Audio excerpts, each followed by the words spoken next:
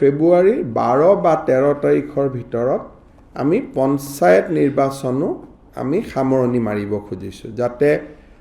জানুৱাৰী মাহত আমি পঞ্চায়ত ইলেকশ্যনৰ নটিফিকেশ্যন দিব পাৰোঁ আৰু ফেব্ৰুৱাৰীৰ 10 তাৰিখৰ আগতে আমি পঞ্চায়ত ইলেকশ্যন আমি সামৰণি মাৰিব পাৰোঁ। ইয়াৰ মাজতে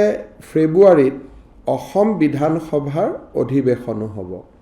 এইবাৰ অসম চৰকাৰৰ আমি এটা সিদ্ধান্ত লৈছোঁ যে এইবাৰ বিধানসভাৰ যিখন বাজেট অধিৱেশন এটা সেশ্যন বা এদিন আমি কোকৰাঝাৰত কৰিব পাৰোঁ নেকি, কিন্তু তাত ৰাতি নাথাকি ৰাতিপুৱা গৈ গধূলি গুচি অহা, যাতে বহুত বেছি খা খৰচ কৰিব নালাগে, এটা মিতব্যয়িতাৰ মাজেৰে আমি কৰিব পাৰোঁ নেকি, যে আমাৰ ফেব্ৰুৱাৰীৰ 12 বা 13 তাৰিখৰ ভিতৰত আমি পঞ্চায়ত নিৰ্বাচনো আমি সামৰণি মাৰিব খুজিছোঁ, যাতে জানুৱাৰী মাহত আমি পঞ্চায়ত ইলেকশ্যনৰ নটিফিকেশ্যন দিব পাৰোঁ আৰু ফেব্ৰুৱাৰীৰ 10 তাৰিখৰ আগতে আমি পঞ্চায়ত ইলেকশ্যন আমি সামৰণি মাৰিব পাৰোঁ। ইয়াৰ মাজতে ফেব্ৰুৱাৰীত অসম বিধানসভাৰ অধিৱেশনো হ'ব। এইবাৰ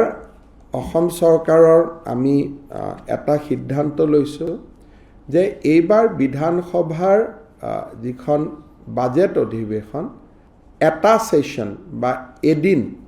আমি কোকৰাঝাৰত কৰিব পাৰোঁ নেকি, কিন্তু তাত ৰাতি নাথাকি ৰাতিপুৱা গৈ গধূলি গুচি অহা, যাতে বহুত বেছি খা খৰচ কৰিব নালাগে, এটা মিতব্যয়িতাৰ মাজেৰে আমি